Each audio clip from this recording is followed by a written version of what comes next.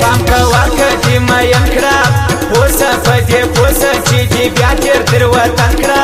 سترګې دې شایستې دي بل په مینه چې کتل یاره کتل کوي او پړسې راول کوي او پړسې راول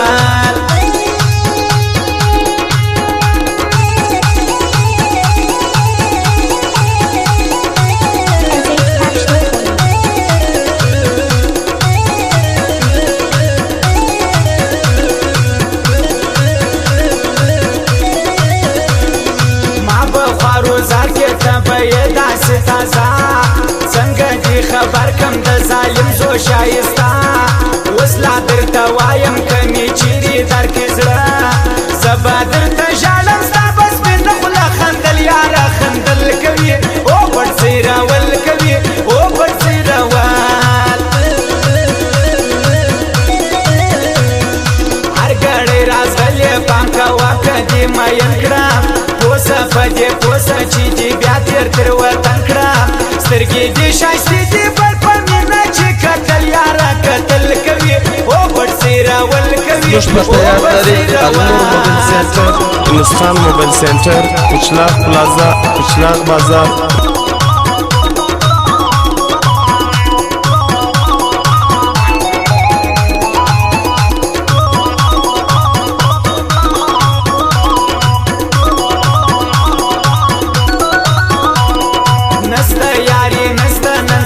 خالی مطلب دی هر سړی چې ګورې په اخلاقو کې سبب دی خپل ځان به تر جار کې خو هغه درته غضب دی دا د نن سبا یاري به اوس بیخي پاگل یاره پاگل کوي او پړسې راول کوي او پړسې راول هر ګړی راځغلې پام کوه که دې مین کړه پوسه فدې پوسه چې دې بیا تیر تر وطن کړه سترګې دې شایستې دي بل په مینه کې کتل یاره کتل کوي او پړسې راول کوي او پړسې راول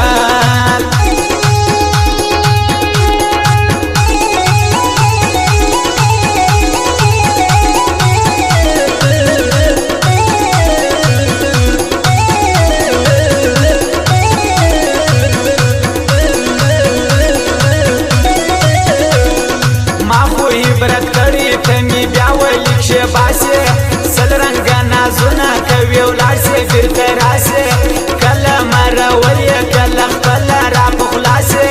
تمارا توایستا چې مون ټول ویل یار ویل کوي او پړسې راول کوي او پړسې راول هر ګړی راځغلې پام کوه که دې مین کړه پوسه فدې پوسه چې دې بیا تیر تر وطن کړه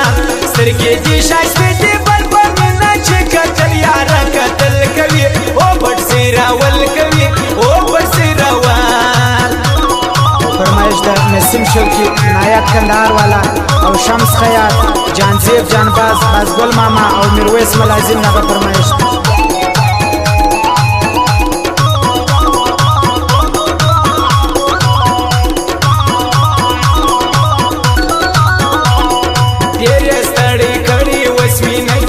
باور پرېږده یاره پرېږده دا د څو ورځو چکر نه به زه ستا یار سم نه به ته زما دلبر داسې پر عینو لانجه پېښ شوي دش کول یاره شکول کوي او پړسې راول کوي او پړسې راول هر ګړی راځغلې پام کوه که دې مین کړه پوسه فدې پوسه چې دې بیا تیر تر وطن کړه سترګې دې شایستې